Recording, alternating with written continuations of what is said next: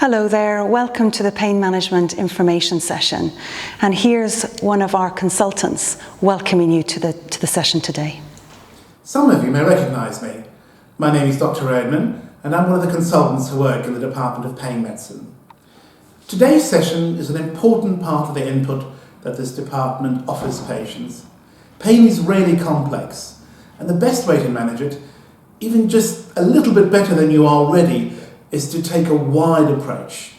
In today's presentation, this wide approach will be called the biopsychosocial approach. Everything you hear today is based on lots of research and evidence that the world of chronic pain has learned over recent years. Lots of you may be benefiting from medication and other medical inputs such as injections, but you can get the most out of these interventions by taking this biopsychosocial approach. Thank you for tuning in to access this online presentation. Hopefully we'll be able to share some information regarding the service, what's on offer, and how this applies to your situation. The information you hear today applies to all persistent pain conditions, including back pain, widespread pain, neck pain, fibromyalgia, headaches, and pelvic pain, to name just a few. And as you're going through the presentation today, please take note of activities or things that might apply to you. So we know that you're doing the best you can. We recognise that most people are doing their best. Many will have been on a long journey involving many health professionals and different treatments. We know that one size doesn't fit all. You are unique. And this is why we have a team with various skills and experience. At the beginning of this video, you were introduced to 3 of the therapists.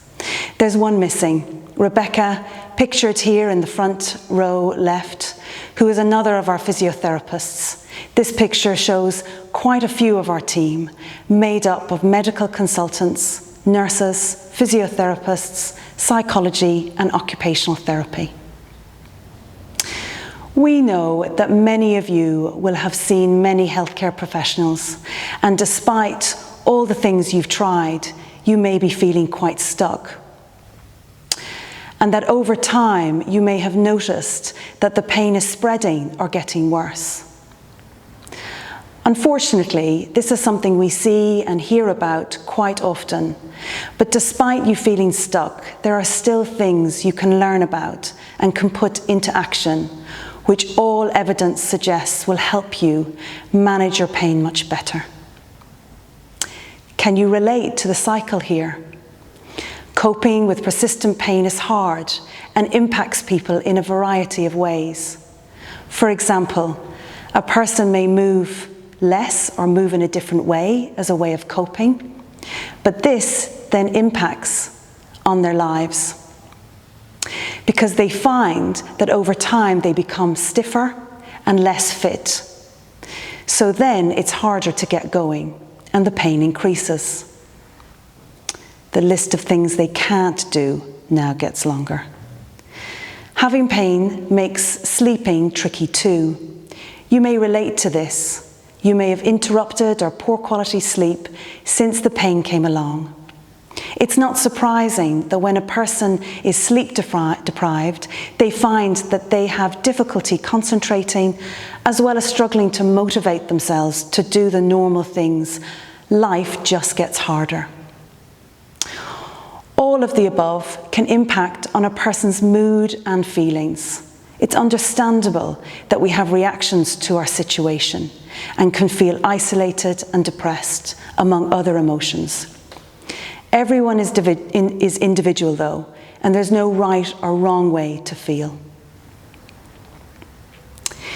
It follows that if a person isn't as active or has altered their routines due to pain-related poor sleep, then they may also gain weight or weight loss to contend with that as well. A lot of people tell us that their medications impact on their appetite, and they may do more eating for comfort or feel nausea and so eat at different times and in altered ways, which all have a knock-on effect. A lot of us tend to imagine and concern ourselves with what might happen in the future too. And we can become concerned about the possible progression of the pain and the impact on our ability to function. This can also impact on our ability to work, which can have financial consequences. Our relationships with friends and family can become strained. All of these types of factors feed into the pain and the brain's responses to threat, so can ultimately drive a person's pain response higher. Here's a short clip of a previous patient called Joanne. She explains how difficult life was for her. When you start the process, you feel very dark inside, and it's a very hard thing to appreciate that actually you just have to get past that. I was really unkind to myself at the beginning of the process, and I was quite mortified with how things were going in my life. And it was because the pain was making me feel like that.